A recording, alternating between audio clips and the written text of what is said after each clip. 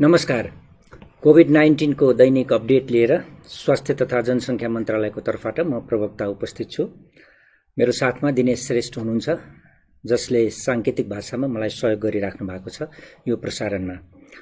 आज जेठ 18 गते म पहिलो अपडेट प्रयोगशालाको परीक्षणबाट गराउन चाहन्छु। पीसीआर विधिबाट गरिएका परीक्षणहरूको आजसम्मको कुल संख्या 69,582 पुगेको छ। त्यसैगरी आरडीटी विधिबाट गरिएका परीक्षणहरूको संख्या 1,11,109 पुगेको छ, जसमध्ये गत 24 घण्टामा पीसीआर विधिबाट गरिएका परीक्षणहरू 2,853 वटा सम्पन्न भएका छन्। त्यसैगरी आरडीटी विधिबाट गरिएका परीक्षणहरू 4,054 भएका छन्। हामीले पीसीआर विधिको परीक्षणहरू र आरडीटी विधिबाट गरिएका परीक्षणहरू क्रमशः विस्तार गरि नै रहेका छौं। यहाँले यो स्लाइडमा देख्न सक्नुहुन्छ, जति पीसीआरबाट परीक्षणहरूको संख्या बढिरहेको छ, त्यसै क्रममा संक्रमितको संख्या पनि पहिचान भइरहेको अवस्था छ। विभिन्न प्रादेशिक विवरणहरू मैले दिन चाहन्छु।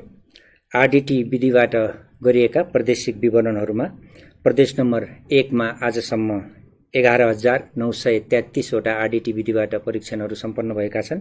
त्यसैगरी प्रदेश नम्बर 2 मा 6,933, बागमती प्रदेशमा 25,882, गण्डकी प्रदेशमा 8,735, प्रदेश नम्बर 5 मा 23,003 वटा, त्यसैगरी कर्णाली प्रदेशमा 13,203 र सुदूरपश्चिम प्रदेशमा 21,820 गरी जम्मा 1,11,109 वटा आरडीटी विधिबाट परीक्षणहरू सबै प्रदेशमा सम्पन्न भएका छन्। क्वारेन्टाइनमा रहेका व्यक्तिहरूको विवरण दिन चाहन्छु। प्रादेशिक विवरण अनुसार आज क्वारेन्टाइनमा रहेका व्यक्तिहरूको संख्या प्रदेश नम्बर 1 मा 3,556, त्यसैगरी माफ गर्नुहोला 36, त्यसैगरी प्रदेश नम्बर 2 मा 19,983, बागमती प्रदेशमा 2,423, गण्डकी प्रदेशमा 3,514, प्रदेश नम्बर 5 मा 35,000, कर्णाली प्रदेशमा 19,589 र सुदूरपश्चिम प्रदेशमा 35,147 जना क्वारेन्टाइनमा रहनु भएको छ।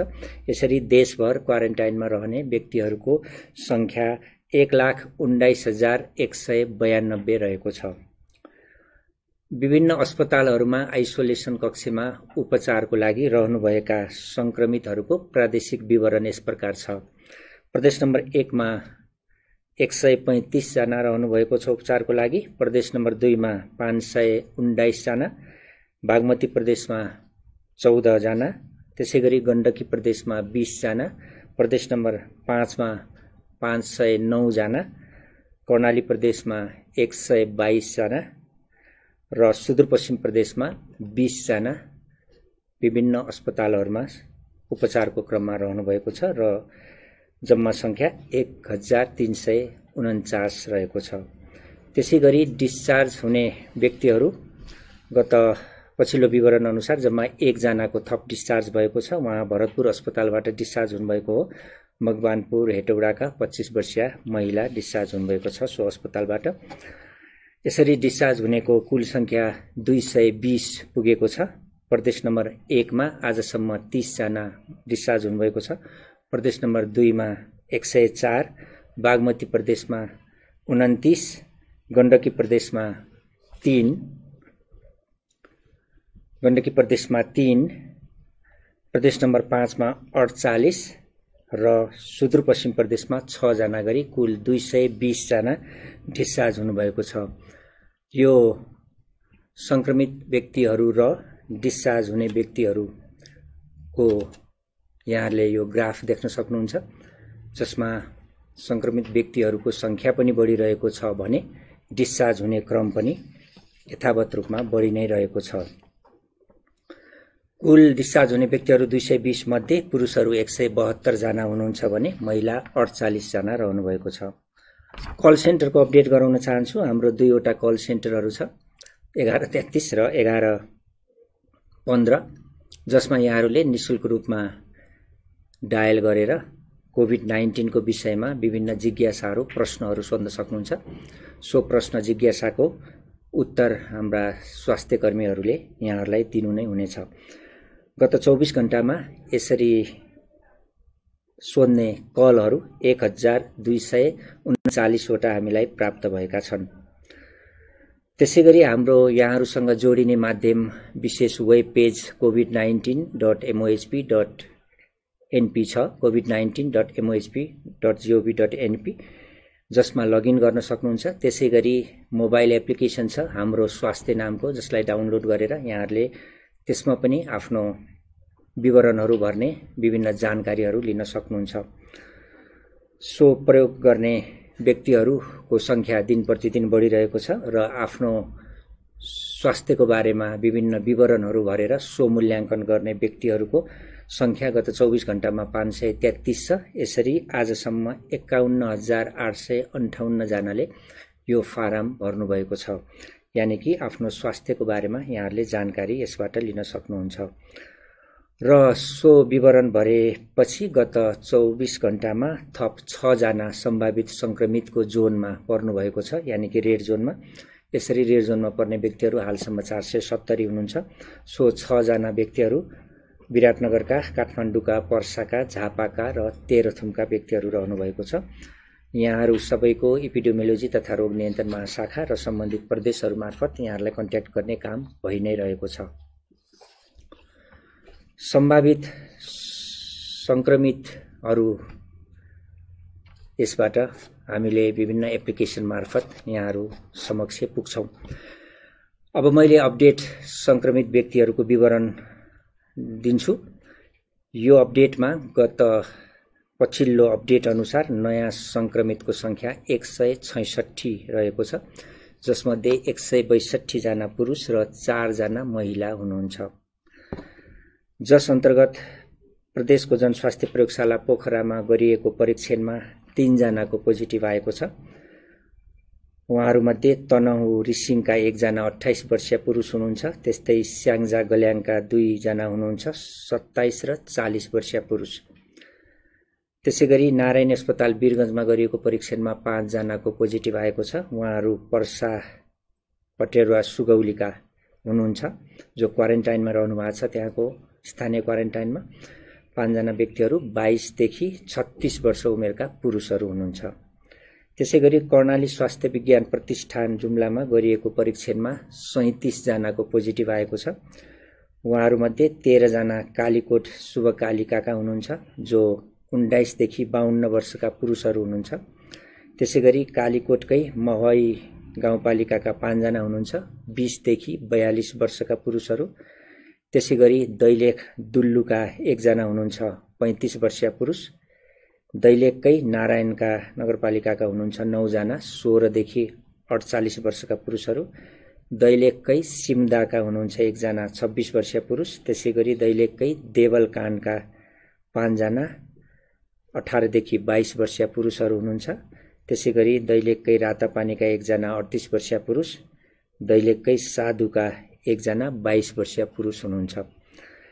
त्यसैगरी तहाँ कर्णाली स्वास्थ्य विज्ञान प्रतिष्ठानमै गरिएको परीक्षणमा बाजुरा जुजनाथका 1 जना, 40 वर्षीय पुरुषको पनि पोजिटिभ आएको छ। यसरी कुल पोजिटिभ आउनेको संख्या सो प्रतिष्ठानमा गरिएको प्रयोगशालामा 37 छ। त्यसैगरी प्रदेशको अस्पताल सुर्खेतमा र पशुपन्छी अन्वेषण प्रयोगशाला सुर्खेतमा गरिएको परीक्षणमा 26 जनाको पोजिटिभ आएको छ। उहाँहरूमध्ये सल्यान कुपिण्डेका 25 जना, 11 देखि 60 वर्ष उमेरका व्यक्तिहरू हुनुहुन्छ, सबै पुरुष हुनुहुन्छ। त्यसैगरी सुर्खेत बराहतालका 1 जना, 4 महिने बालिका हुनुहुन्छ। त्यसैगरी धुलीखेलमा गरिएको परीक्षणमा 1 जनाको पोजिटिभ आएको छ। उहाँ कपिलवस्तु शिवराजका हुनुहुन्छ, 32 वर्षीय पुरुष। भेरीको अस्पतालमा गरिएको प्रयोगशालामा 8 जनाको पोजिटिभ आएको छ। बाँके नरैनापुरका 2 जना, 21 र 25 वर्षीय पुरुष। त्यसैगरी बाँकेकै खजुराका 1 जना, 30 वर्षीय पुरुष। नेपालगञ्जका 16 देखि 42 वर्ष उमेरका 4 जना पुरुषहरू हुनुहुन्छ। त्यसैगरी बाँकेकै बैजनाथका 1 जना 35 वर्षीय पुरुष हुनुहुन्छ। त्यसैगरी धरानमा गरिएको परीक्षणमा बीपी कोइराला स्वास्थ्य विज्ञान प्रतिष्ठानमा गरिएको परीक्षणमा 12 जनाको पोजिटिभ आएको छ। उहाँहरू सबै सप्तरी राजगढका हुनुहुन्छ। 17 देखि 45 वर्ष उमेरका पुरुषहरू हुनुहुन्छ। त्यसैगरी सेती अस्पतालमा गरिएको परीक्षणमा 5 जनाको पोजिटिभ आएको छ। कैलाली भजनीका 1 जना 23 वर्षीय पुरुष, कैलाली जानकी गाउँपालिकाका 1 जना 34 वर्षीय पुरुष, कैलालीकै त्रिनगर क्वारेन्टाइनका 1 जना 47 वर्षीय पुरुष, बाजुरा अस्पतालमा रहनुभएका 2 जना 2 वर्षीय बालिका र 23 वर्षीय महिलाको पनि पोजिटिभ आएको छ। त्यसैगरी कोशी अस्पतालको प्रयोगशालामा गरिएको परीक्षणमा 5 जनाको पोजिटिभ आएको छ। झापा गौरीगञ्जका 4 जना 23 देखि 39 वर्षका पुरुषहरू र मोरङ विराटनगरका 1 जना 45 वर्षीय महिला हुनुहुन्छ। अन्तिममा राष्ट्रिय जनस्वास्थ्य प्रयोगशालामा गरेको परीक्षणमा 64 जनाको पोजिटिभ आएको छ। उहाँहरूमध्ये धनुषा मुखियापट्टी क्वारेन्टाइनमा रहेका 21 जना जो 19 देखि 46 वर्ष उमेरका पुरुषहरू हुनुहुन्छ। त्यसैगरी कपिलवस्तु महाराजगञ्जका 4 जना 25 देखि 41 वर्षीय पुरुष हुनुहुन्छ। त्यसैगरी रौतहटको क्वारेन्टाइनमा रहनुभएका 29 जना हुनुहुन्छ, जसमा 4 वर्षका, 9 वर्षका र 12 वर्षका बालकहरूदेखि लिएर 52 वर्षका पुरुषहरूसम्म हुनुहुन्छ। त्यसैगरी सर्लाहीका 10 जना हुनुहुन्छ। 1 वर्षका बालक सहित 15 देखि 50 वर्ष उमेरका पुरुषहरू हुनुहुन्छ। यसरी आज थप 166 जनाको पोजिटिभ आएको छ। पछिल्लो अपडेट अनुसार यो समेत गरेर हालसम्मको संक्रमितको संख्या 1567 पुगेको छ, जसमध्ये पुरुषहरू 1450 जना र महिला 117 जना हुनुहुन्छ। प्रादेशिक विवरण दिन चाहन्छु। यहाँहरूले यो बारमा पनि देख्न सक्नुहुन्छ प्रदेशको विवरण। प्रदेश नम्बर 1 का 9 जिल्ला हालसम्म समेटिएका छन्, जसमा 165 जना हालसम्म संक्रमित रहनु भएको छ। प्रदेश नम्बर 2 का सबै 8 जिल्ला समेटिएका छन्, जसमा हालसम्म 624 जना संक्रमितको संख्या छ। बागमती प्रदेशका 12 जिल्लामा 45 जना संक्रमितको संख्या छ हालसम्म। त्यसैगरी गण्डकी प्रदेशका 6 जिल्लामा तनहु थप भएको छ, 23 जना हुनुहुन्छ संक्रमितको संख्या। त्यसैगरी प्रदेश नम्बर 5 मा 9 जिल्ला समेटिएका छन्, 560 संक्रमितको संख्या छ। त्यसैगरी कर्णाली प्रदेशका 5 जिल्ला समेटिएका छन्, जसमा कालीकोट र सल्यान थप भएको छ। जम्मा संक्रमितको हालसम्मको संख्या सो प्रदेशमा 123 छ र सुदूरपश्चिमका 8 जिल्ला समेटिएका छन्, बाजुरा थप भएको छ र त्यहाँ संक्रमित हुने संख्या हालसम्म 27 छ। यसरी कुल संक्रमितको देशभरको संख्या 1567 रहेको छ। विभिन्न जिल्लामा मृत्युहरू भएको व्यक्तिहरूको, जस्तै डडेलधुराको 6 वर्षीय बालकको मृत्यु भएको सम्बन्धमा, गुल्मी जिल्लामा 56 वर्षीय पुरुषको मृत्यु भएको सम्बन्धमा आत्महत्याको कुरा छ त्यहाँ। त्यसैगरी काठमाडौँको एक निजी अस्पतालमा पनि मृत्यु भएको सम्बन्धमा यो मृत्यु भएको व्यक्तिहरूको परीक्षण भइरहेको यहाँहरूलाई म जानकारी गराउँछु र परीक्षणको रिपोर्ट पश्चात हामीले त्यसको नतिजा भन्ने नै छौँ। त्यसैगरी फेरि हामीले दुःखद खबर छ। हिजो दुल्लु नगरपालिका वडा नम्बर 7 पटाङ्गिनीका दैलेखका क्वारेन्टाइनमा रहनुभएका नेपाल विद्युत प्राधिकरण भवनको क्वारेन्टाइनमा रहेका दुल्लु नगरपालिका 11 का 35 वर्षीय पुरुषको मृत्यु भएको थियो हिजो र उहाँको स्वाब कलेक्सन गरेर रिपोर्टमा पोजिटिभ आएको छ। त्यसैगरी 2 वर्षीय बालिका जो आमा बाबु सहित भारतबाट 8 दिन अगाडि नेपाल आउनु भएको थियो, स्थानीय क्वारेन्टाइनमा बस्नु भएको थियो, बाजुरा जिल्लाको कुरा हो यो। बालिकालाई ज्वरो, श्वास प्रश्वासमा समस्या र झाडा पखाला भए पश्चात जेठ 15 गते बाजुरा अस्पतालमा भर्ना गरिएको थियो र उहाँको 16 गते स्वाब कलेक्सन भएर हाल रिपोर्ट आउँदा गए राति भनौँ आजको सबेरै बिहान 2:30 बजे मृत्यु भएको खबर हामीलाई प्राप्त भएको छ। उहाँको पनि पीसीआर टेस्ट सेती प्रादेशिक अस्पतालमा गर्दा पोजिटिभ आएको छ। यसरी हिजो 1 जना र आज 1 जना गरी 2 जना थप हुँदा देशभरका कोभिड-19 बाट डेथ हुनेको मृत्यु हुनेको संख्या 8 पुगेको छ। अब यो संक्रमणको स्थिति पनि बढ्दै गएको अवस्था र मृत्यु पनि यस सँगसँगै गइरहेको अवस्थामा हामीले मृत्यु भएकाहरूको आत्माको चिर शान्तिको प्रार्थना गर्दछौं र शोकाकुल परिवारमा समवेदना पनि मन्त्रालयको तर्फबाट व्यक्त गर्दछौं।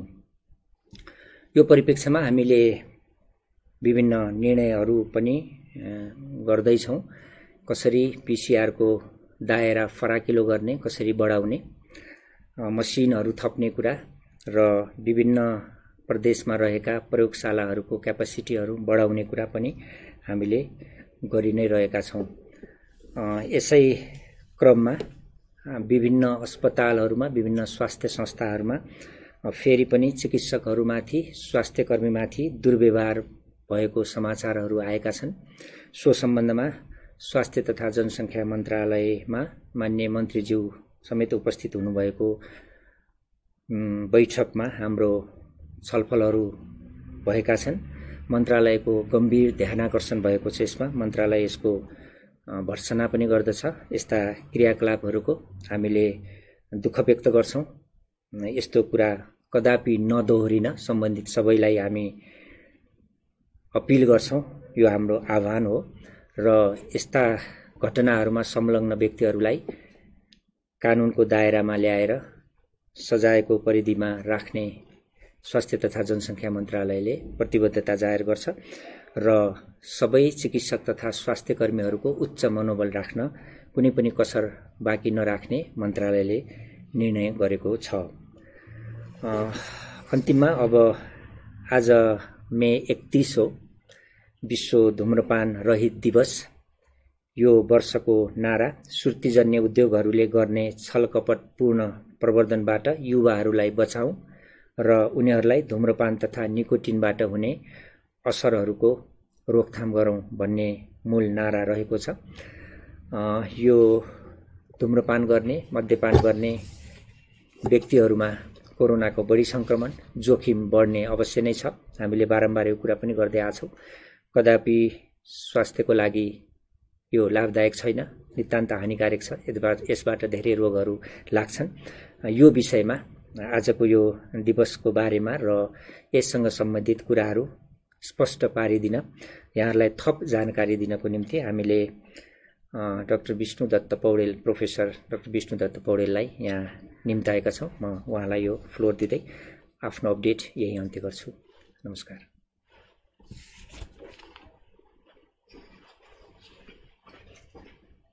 नमस्कार। म आज 31 मे वर्ल्ड नो टोब्याको डे को दिन बारेमा केही कुराहरू भन्न गइरहेको छु। कोरोना जस्तै एउटा अर्को पेन्डेमिक टोब्याको युज हो।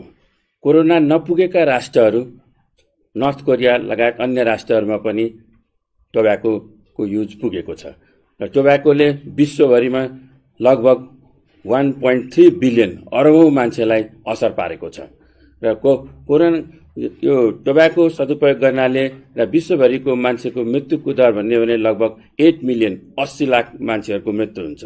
हरेक 4 सेकेन्डमा एक मान्छेको मृत्यु हुन्छ।